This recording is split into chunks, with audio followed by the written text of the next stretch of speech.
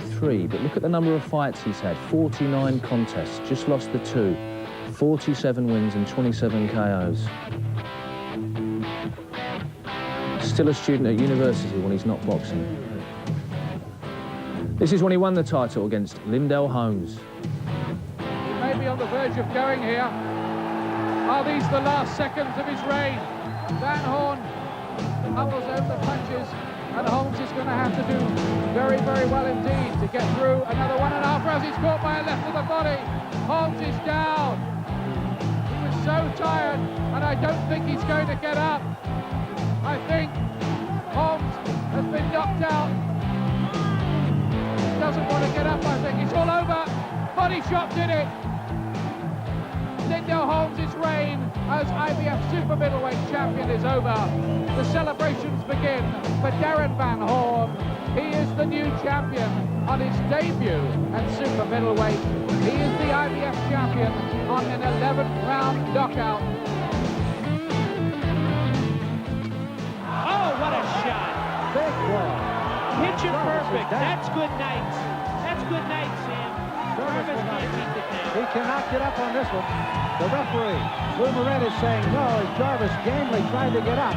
But Darrin Van Horn, with one punch, has turned it around and defended his title in the 3rd round. So that is first defence. Will he be as lucky this time against this man, Iran the Blade Barkley? Possibly the ugliest boxer in the world. But there, look at his record. 34 fights, 27 wins, 17 knockouts, 7 losses. But he has been in with some very, very big names, including Nigel Benn. Nigel, what do you remember about Barkley? It's just scary, frightening he is, and he's very big and powerful. He's a big bat. He looks awesome. He looks skulking around the ring, moody. He does. When I fought him, all these cornermen in him were pointing at him, saying like, "That's the one. Hurt him, hurt him." This is when I was fighting, but I was already psyched up for the fight because I know I was going in there with a very, very tough man. But I enjoyed the fight. You're not supposed to admit you're scared, Nigel. Yeah, I am. I was scared when I fought him. Have you ever been as scared since? No, I mean, not scared. Inside me is just like all turning over. But, you know, I think all boxers feel the same, but half of them don't admit it. You got to control it, is that what you're saying? You just have to be on top of the situation. Yeah, damn right. Right. Well, but the age difference, 6'1", height difference, slight reach advantage, nothing much in the weight. But it's all to do with experience, really. I mean, like I said, Barkley's been with them all. Yeah, he's been in with Hans, Duran, the larger. He's been in with everyone, so I don't really think he's going to be worrying about fighting Van Horn at all. Yeah, and he's a banger for sure, as you know. I know about that. Did he hurt you? Yeah, a couple of times he hurt me. But, you know, that's it. You've got to get in there and mix it with the big boys. You got him back, though. Yeah. So the IBF Super Middleweight Championship. More than a gleam of interest for Nige. He could find himself up against the winner. The stage is set. Let's go back to ringside and rejoin Dick Landis. We got a real fan, fiction, Alaskan love with no power with the fiction, eternity, the just go. And now, ladies and gentlemen, from the beautiful new Paramount, here in New York City's Madison Square Garden, let's get ready to rumble! Introducing first, fighting out of the red corner, wearing the black trunks with red trim, weighing an even 168 pounds. His record 27-7, 16 KOs. He's from the Bronx in New York City. Tonight, he's the challenger. Ladies and gentlemen, a former middleweight champion of the world, Darrin Barkley.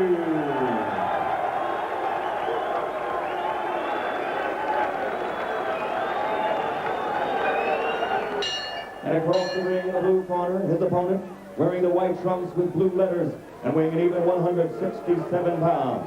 This two-time world champion has a professional record with 47 victories, only 2 defeats, 27 KOs. From Lexington, Kentucky, ladies and gentlemen, the IBF Super Middleweight Champion, Darrin Van Horn.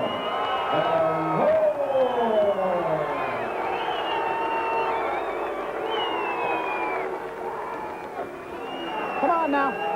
Good evening, play. Schoolboy, you both received the rules early in the dressing room. I expect you to obey these rules. Let's have a nice, clean fight. Touch gloves. Good luck to the both of you.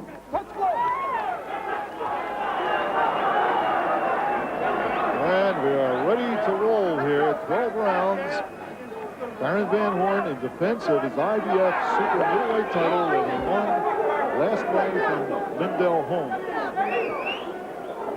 Van Horn, at just 23 years of age, against the veteran Darrin Barkley, who needs a good showing here tonight. His career could be very close to ending if he should lose, particularly in stunning fashion early in this fight. And we'll see if Van Horn does what he said he would do earlier today. He takes a left from Barkley. That got his attention. Barkley threw a little left hook at Van Horn on the jaw, and his eyes rolled for a second, and that brought the crowd to its feet. Darrin Van Horn says, I can adjust. He knows Barkley's going to come at him. Darrin Barkley can't waste time in this fight. He's a veteran. He's had eye problems. He didn't fight for a year. Came back last year with just 2 fights against unheralded fighters. And here he is fighting for a world title. 2 minutes remaining in round 1, and he got this shot by mere chance.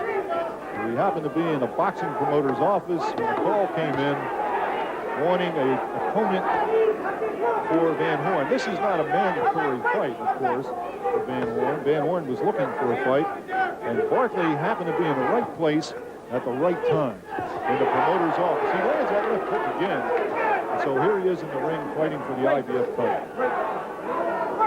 1:30 remaining in this first round. He held the middleweight title in 1988 when he stunned Thomas Hearns. And since then, there's been a lot of significant losses for world titles. Trying for the 6th time to take a world title. Van Horn now moving and jabbing more. Van Horn says if a puncher comes after him, he can box. He can jab and move. 1 minute remaining in this opening round. Arthur Mercanti Jr. is the referee in his 2nd world title fight. And of interest is the fact that his father, Arthur Mercanti Sr., has refereed 94 world title fights. So they're keeping it all in the family. And Arthur Jr. is a good one in the ring, too. He's strong and he moves quickly. Again, Barkley bounces that left hand off the right side of Van Horn's face.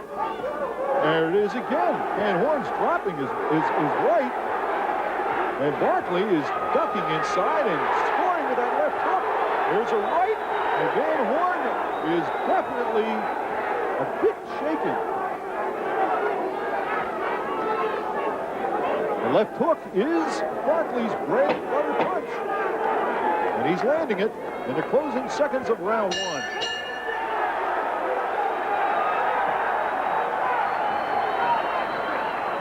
Darrin Van Horn, who you see the redness on his right cheek up around his eye, and if he takes a few more of those left hooks, that right eye is going to start to close.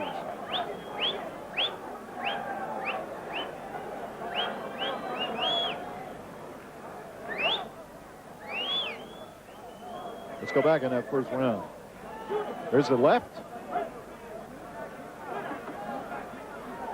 And again, we'll see some more left hands. There it is again. And that knocked Van Horn off his feet. Good, Darrin. Speed fight him. Alley fight. Good, Darrin. Good, he's hurt. Good, Darrin. He's hurt. Good, Darrin. Get the stool. And you heard it. Darrin, you're doing a good job. 2nd round, scheduled for 12 in defense of Darrin Van Horn's IBF super middleweight title. Van Horn's got to get cooking here, and he's taking left hands. He's taking a lot of those left hands. He's jabbing, he's trying to jab, but he's dropping his right hand. He's holding the right hand very low. And he's down on his back. 5, 6.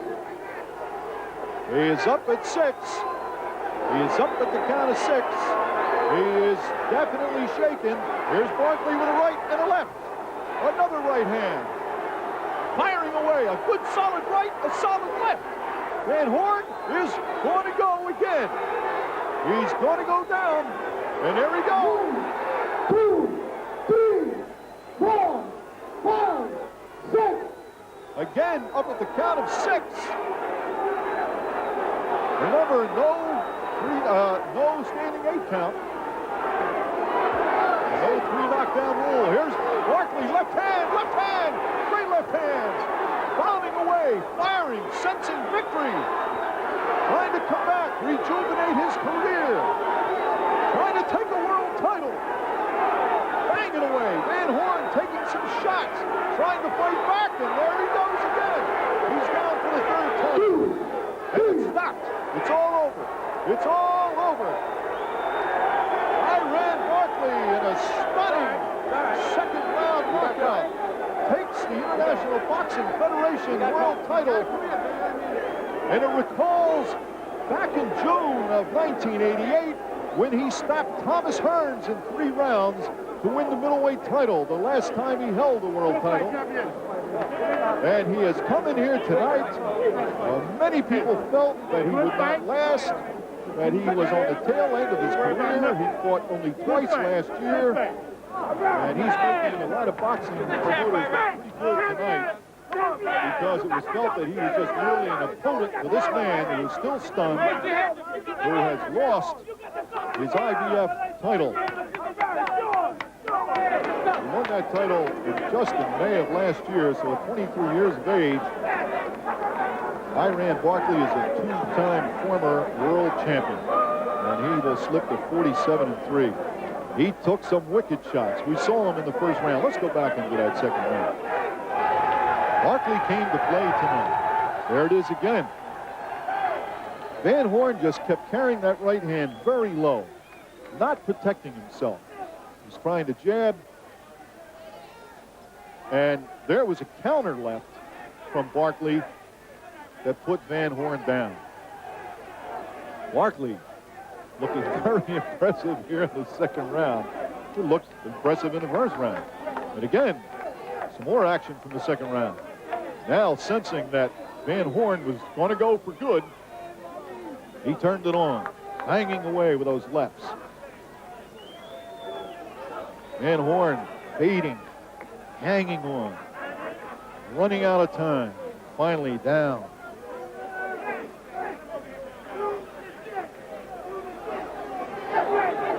And again, 2nd round action. As you can see, Barkley just firing those lefts and rights. There's a solid left. That was a shot. They put him down for the 2nd time. He got up the first 2 times at the count of 6. Arthur McCanny Jr. is stepping in to stop the fight after the 3rd knockdown. Darrin Barkley, what a comeback story. A fighter who appeared to be finished. Here's the official announcement. Arthur McCanny stops the bout at 1 minute and 33 seconds of the 2nd round. The winner, he's now a 2-time world champion, the Playboy from New York, and new super middleweight champion of the world, Darrin the Brave Barkley. Darrin Barkley, who in his 6th world title fight wins his 2nd world title.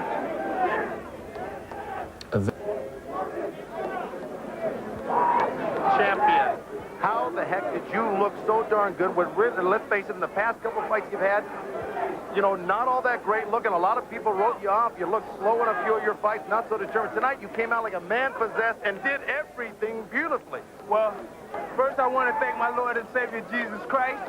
And, you know, we worked hard. My trainer, Eddie Mustafa, we worked hard. And I paid the price. You know, I was willing to pay the price. And that's what I did. You know, I worked hard. I don't think I would have let this guy beat me if I was drunk. You know what I'm saying? I mean it. You know, he was a good, I respected him as a champ, but, you know, I just had too much for him. Listen, there's nothing wrong with Darrin Van Horn. He's a heck of a fighter. On the tape, like I'm sure you did. You beat a good fighter tonight, the champ of the world. Oh, most definitely I did, you know. I came to beat him. But now, you know, I want to move on. I want to move on. All right. I want a rematch with Tommy. You want me, baby? Come and get me. I want you. I want you. Now. Come and get me. I give it to you. I told you I'd let you fight.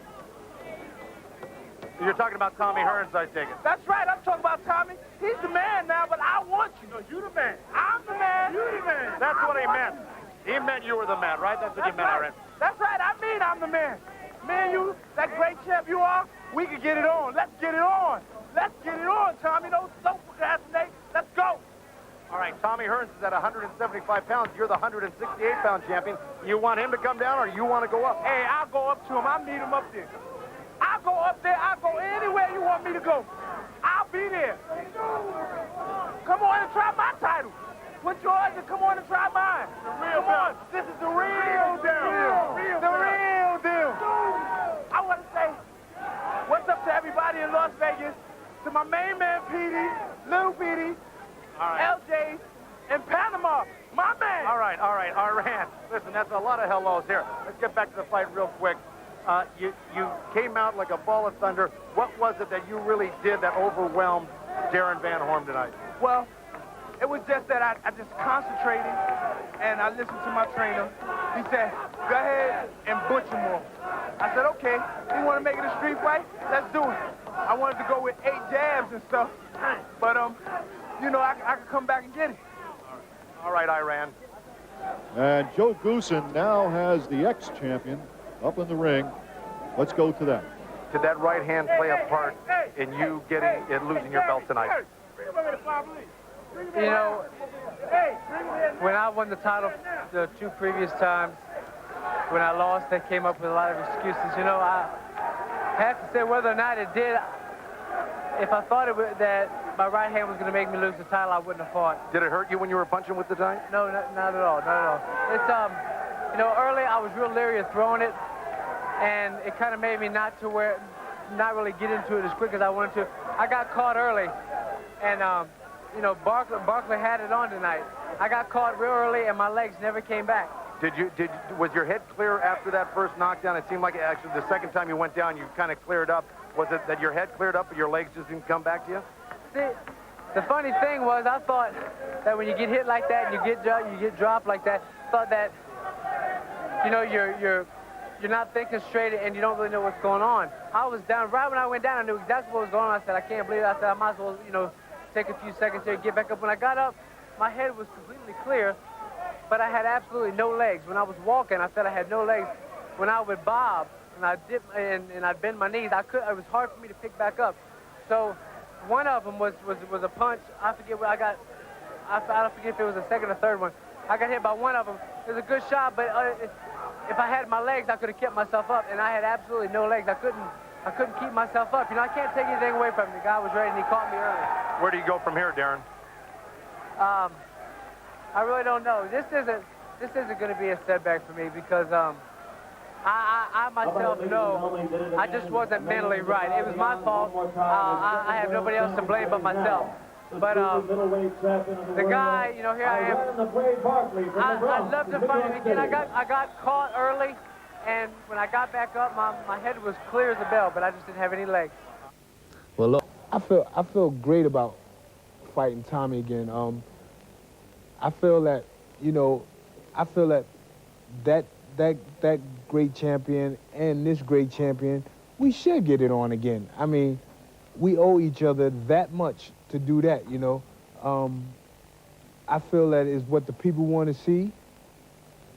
I feel that Tommy feels that, hey, he wants to beat me. He wants to prove he got something to prove to beat me and let everybody know that he feel that, you know, hey, he can knock me out, you know. But I'm ready anytime he wants to.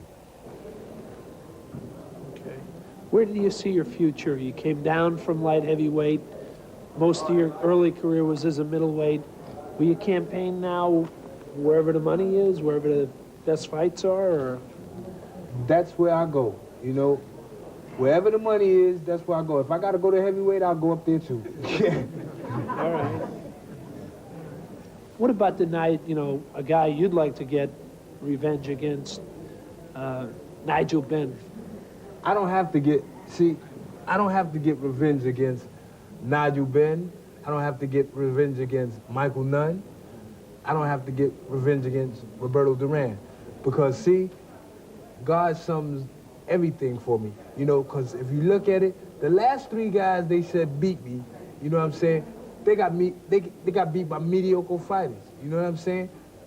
I softened them up. I softened Michael Nunn up for James Toney. Bang, he knocked him off. Roberto Duran, he fought with a broken wing, you know. Pat Lawler, he fought with a broken, you know, against Pat Lawler. And Nigel Benn, when he did what he did, hey, he went back to England, and he got beat by a guy that haven't fought in 4 years. You know, so I'm satisfied, you know what I'm saying? But all of them guys got wiped out of the way, and I'm still here. When Chris fought for 4 years. He got his facts wrong there, but nevertheless, yeah. He's saying he doesn't need you. Yeah, well, you know, I think he doesn't need me because I think I do the same again. But not taking nothing away from him. He's a champion. You know, when I beat him, he wasn't a champion. Then he came back and he won it. Yeah, it's same thing I got to do. They all switch round. One beats one becomes a champion. I don't need you. They get it on again. The rematch come in. Like he says here, follow the money. And I think if Barry puts the money up for him, I'd love to see that guy come over to this country and fight you. That would pack. I mean, he can't because of his eyes. That problem. But I'll go and fight him. You going to do it over there? No, I'll go back over there and do it again, right on his doorstep.